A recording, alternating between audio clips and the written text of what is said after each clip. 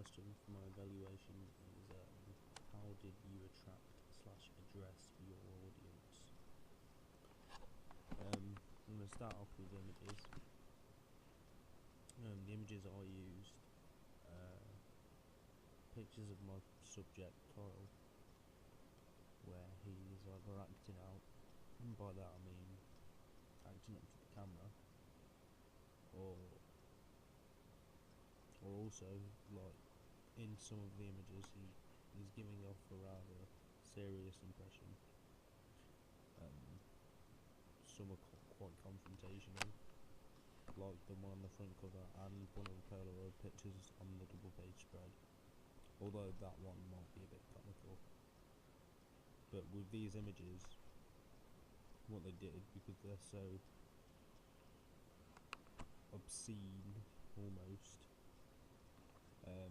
they attract attention because they're not the normal sort of image you'd have in a magazine. They're not serious, nor it's not even typical humour, it's just weird almost.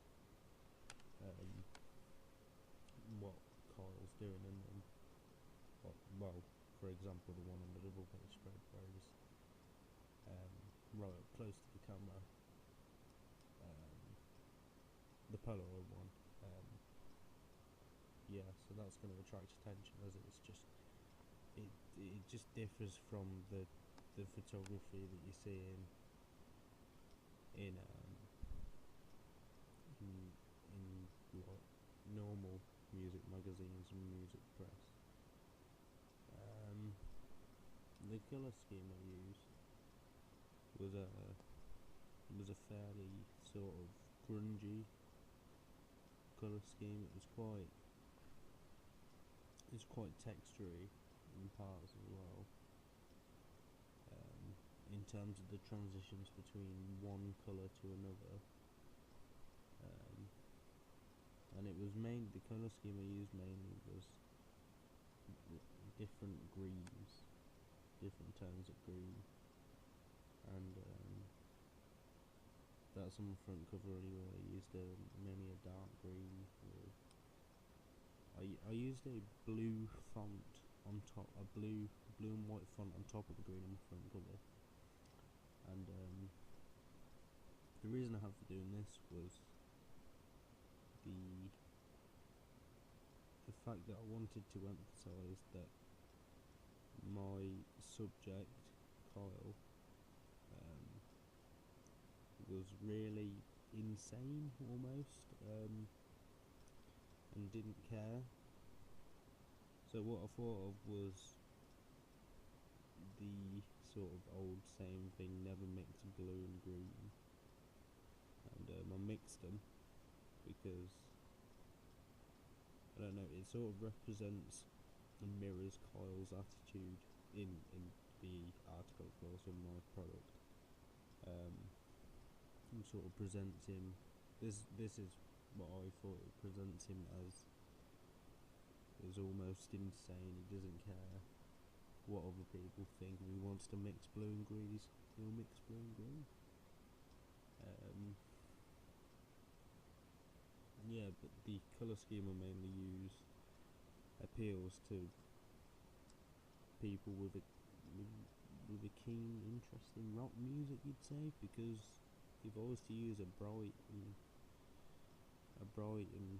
vibrant colour scheme that's very much, saturated, then that's going to appeal to a different target audience, like someone who might like pop. So if I was to use a colour scheme that was maybe yellow, red and orange, that would appeal more so to the people who enjoy chart music as opposed to people who enjoy rock music. Like the green I used and the textures I used it in, sort of tie in with the cliche of rock, and like an unkempt appearance. So I did that because of that, even though I said I didn't want to do that at the start. I didn't want my product to tie in with the unkempt, traditional, typical, cliche. rock. I thought it'd be best to do this is one of the ways that I'm going to be targeting my audience through colour and texture and so on. The conventions I used, or features, target the audience in the way that and appeal to them,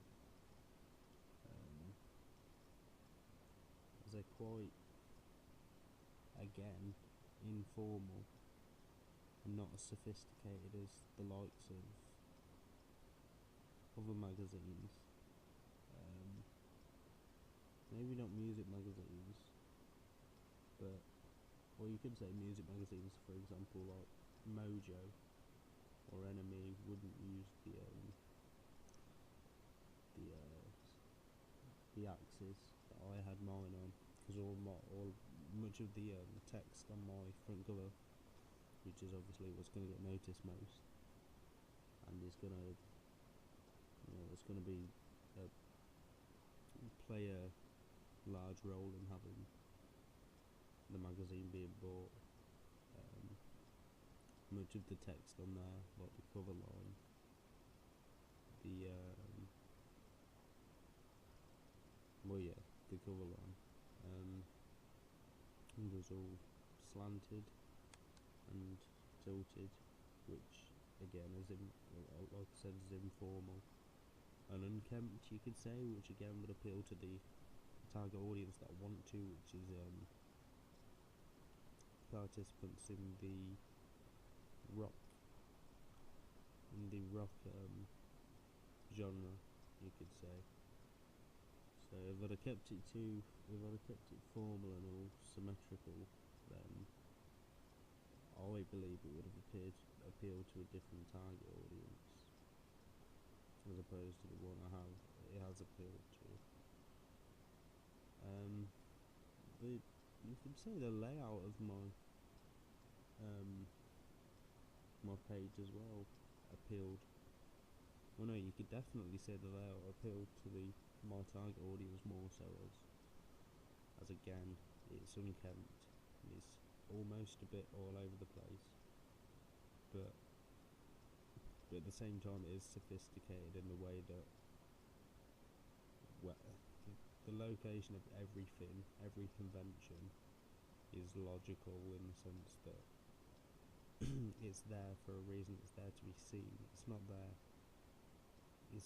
entirely simply because it's untidy and I want it to appeal to a particular target audience.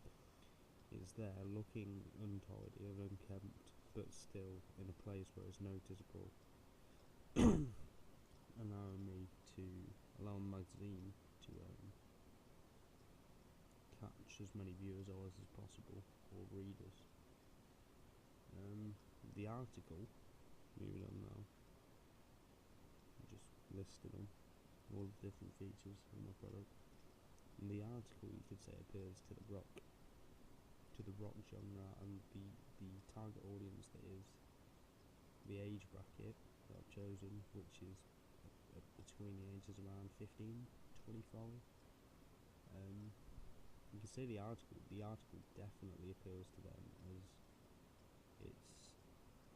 it's you could almost say proactive in the sense of its nature. It's not the subject, which is Kyle, isn't at all, and of course it focuses on him, so the whole article sort of ties in its like essence, you could say, or nature, sort of ties in with his nature. So with Kyle, the way I've portrayed him as being completely insane, you could say the article is sort of coincides with that, and that meaning that the article is quite flamboyant and bubbly almost, and there's a lot going on inside the article. So, meaning that basically it's going to appeal to younger people, as the nature of it's so exciting, you could say. There's every other line, there's something that's going to catch your attention, make you want to read on. Whereas if I was appealing to an older target audience, then it'd be much more laid back, and use of language would probably be, from the subject, would probably be more sophisticated and formal, as opposed to the language that I have used from Carl, which isn't as so. The promotions I've used for my appeals, the promotions I've used help attract and address my target audience in different ways, and I'm going to start with the one on the front cover, which is the strip, I believe, which says free festival guide inside, and that's going to appeal to only the young target audience. That's my target audience, and not an older one, because festivals don't really appeal to older people, and they only really appeal to young people, as they're quite, of course, and you're in large crowds, it's very deprived, and only really younger adults are going to be comfortable with that. They're still young, fit, and can cope with stuff like that. Whereas if you're too young, it's likely that you'll get hurt, and if you're too old, same as well. And that may be uncomfortable for elderly people. And of course, as people get older, they're not going to be wanting to be as proactive and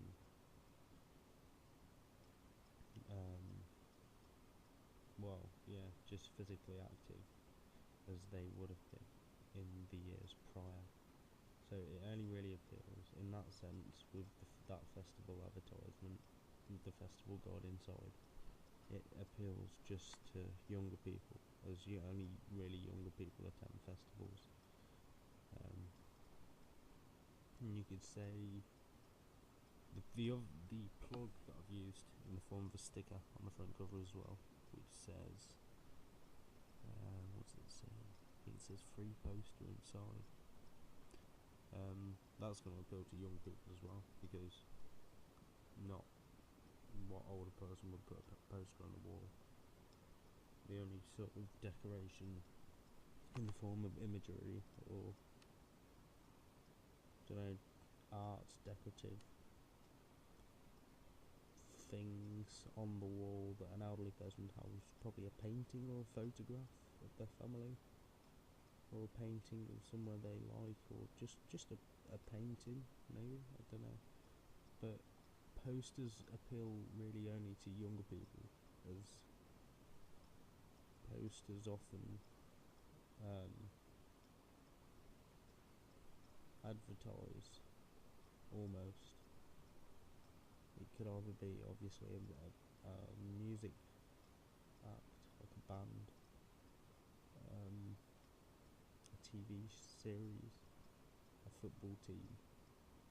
So they're all fairly immature and informal in that sense, and that doesn't, which of course wouldn't appeal to an older generation, as they're older, obviously more sophisticated and formal. So posters are going to only appeal to the ages within my age bracket.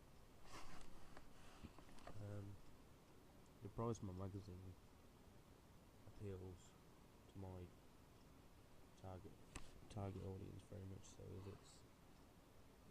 as it's $2.49, I think, yeah, $2.49, which is for the quality and the work I've put into it.